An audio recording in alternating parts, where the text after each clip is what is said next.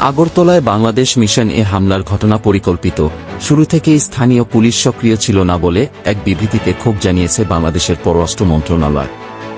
বিবৃতিতে বলা হয়, হামলাকারীদের অবস্থান দেখে স্পষ্ট বোঝা যায় তাদের হামলা চালানোর সুযোগ করে দেওয়া হয়েছে।